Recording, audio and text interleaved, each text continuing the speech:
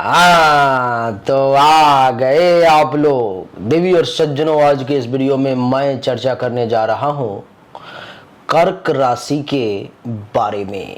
कर्क राशि वालों के लिए सूर्य का जो राशि परिवर्तन अभी से लेकर के 14 मई तक सूर्य देव पूरे एक साल के बाद, पूरे 365 दिन के बाद मेष राशि में उच्च के हुए हैं। ये कोई साधारण घटना में से एक घटना नहीं है देवी और सज्जनों। साल में सिर्फ एक ही बार ऐसा समय आता है जब भगवान सूर्य सिर्फ 12 महीने में से एक महीने के लिए उच्च के होते हैं। और जब ये उच्च के होते हैं तो फिर क्या कहने। जिस राशि वालों के लिए जिस भाव में उच्च के होते हैं, जिस भाव पर दृष्टि पड़ती है, उस भाव के लिए उसके लिए बल्ले बल्ले हो जाता है। तो आइए चर्चा को आरंभ करते हैं और जानने की कोशिश करते हैं कि सूर्य देव जो उच्च के हुए हैं आखिर उसका क्या प्रभाव आपके ऊपर में पड़ने वाला है। हेलो, नमस्कार, आदाब, सलाम, सस्त्रीय काल, केम छो, कस्य काय, केरो हालय, केना छी यहाँ सब, कैसन वानी, हाउ आर यू, कैसे हैं आप लोग, केमो नाचो, मनक्कम, खम्भागनी हुकुम, केमती अच्छंती की खबोर, नमस्तुभ्यं, राधे राधे। सबसे पहले जान लेते हैं कर्क राशि वालों के नाम का पहला अक्षर क्या होता है। देवी और सज्जनों, जिस किसी भी व्यक्ति के नाम का पहला अक्षर ही, हूं, हे, हो, डा, डी, डू, डे, डो हो, उसकी राशि कर्क होती है। ऐसा संभव है कि आपकी जन्म से राशि कर्क हो तो ये अक्षर नहीं भी हो सकता है, क्योंकि आपकी मूल जन्म राशि ही कर्क है। तो आपके माता पिता ने किसी दूसरे अक्षर पे आपका नाम रख दिया हो। ऐसा भी हो सकता है कि आपकी जन्म से राशि कर्क नहीं हो और नाम से राशि कर्क हो। नाम से अगर राशि कर्क होगी तो इसी अक्षर से आपका नाम होगा। आइए चर्चा को आरंभ करते हैं और जानने का प्रयास करते हैं कि कर्क राशि वालों के लिए अभी से लेकर के 14 मई तक का समय, पूरे एक महीने का समय आखिर कैसा रहने वाला है। सूर्य उच्च के होकर के क्या फल देने वाले हैं।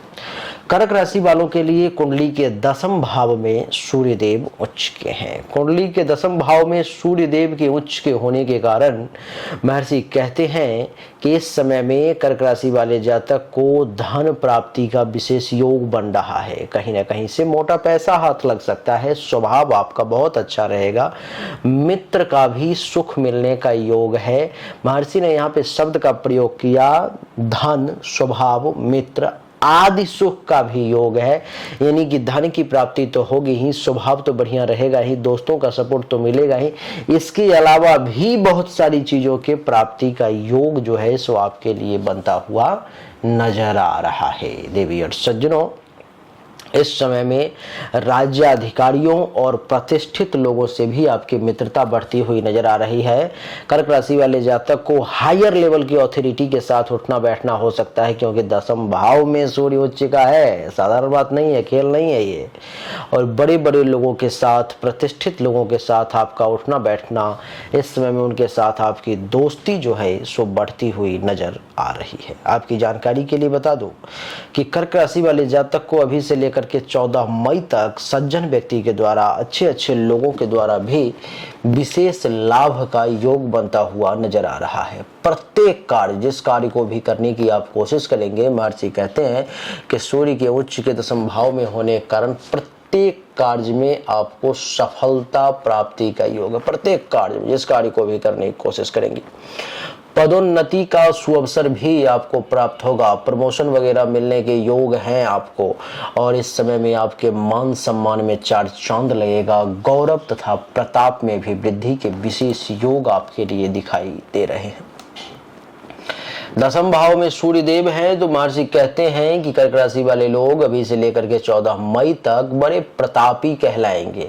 आपके प्रताप में कमी नहीं होगी। व्यवहार कुशल रहेंगे। इस समय में आप किस व्यक्ति के साथ कैसा व्यवहार करना है, बच्चों के साथ कैसा करना है, बूढ़ों के साथ, बड़ों के साथ, समकक्ष के साथ, इस बात को आप बहुत ही अच्छे तरीके से भली भांति समझ लेंगे और व्यवहार बहुत ही बढ़िया करेंगे। और इसलिए आपको व्यवहार कुशल समझा जाएगा। इतना ही नहीं, इस समय में आपको बड़े लोगों के साथ भी उठना बैठना तो होगा ही, लेकिन राजमान्य कहलाएंगे। जितने भी हायर क्लास के, हायर अथॉरिटी के लोग हैं, उसमें ज़्यादातर लोग आपको जो है सो मान सम्मान देंगे, ज़्यादातर लोग आपको खूब प्रतिष्ठा देंगे, अर्थात इस समय में प्रतिष्ठा प्राप्ति का भी बढ़िया योग है।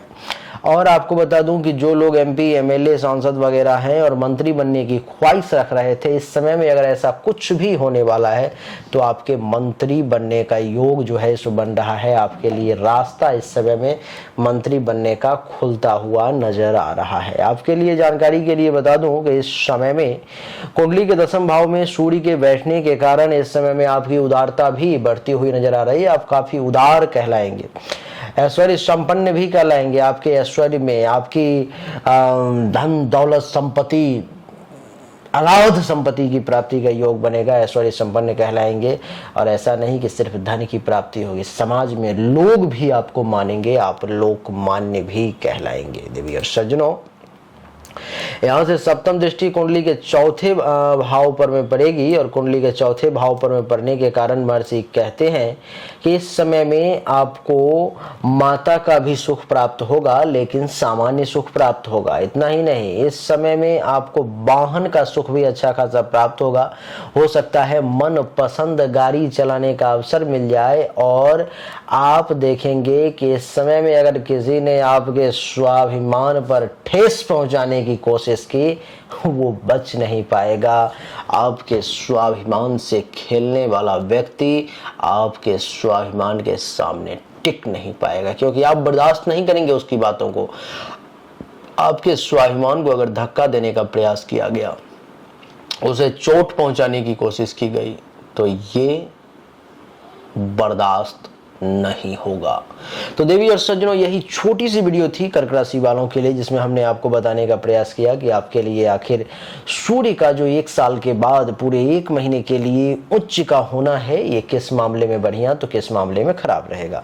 बहुत सारे लोग ऐसा कहते हैं, गुरुदेव हमें जो अच्छा फल बताया जाता है वो तो हमें मिलता ही नहीं है, ज्यादातर तो हमें आप देखेंगे कि बुरा ही फल मिलता है। जो बुरा बताया जाता है वो मिल जाता है, जो अच्छा बताया जाता है वो मिलता ही नहीं है। अगर आपके साथ भी ऐसा होता है, आप भी उस कुछ चुनिंदे लोगों में से एक हैं, तो आपको जरूरत है अपने दोनों हाथों के हस्तरेखा की जांच करवाने की, आपको जरूरत है अपने जन्म कुंडली की जांच करवाने की। मैं अपने भाषा में अगर कहूं तो आपको जरूरत है जन्म कुंडली और हस्तरेखा की एक्सरे करवाने की, सीटी स्कैन करवाने की, एमआरआई स्कैन करवाने की। जो एक्सरे में पकड़ नहीं आएगा वो सीटी स्कैन में पकड़ आएगा, जो सीटी स्कैन में पकड़ नहीं आएगा वो एमआरआई में पकड़ आएगा। देवी और सज्जनों,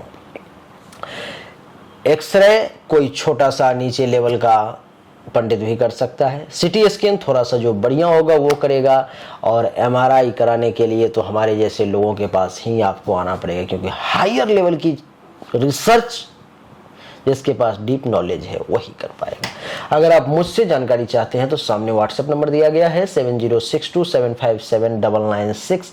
इस नंबर पर मैं अपनी जन्म तारीख, जन्म समय, जन्म स्थान और दोनों हाथ की हथेली का फोटो अवश्य भेजें, आपको सही और एक्यूरेट जानकारी प्राप्त होगी।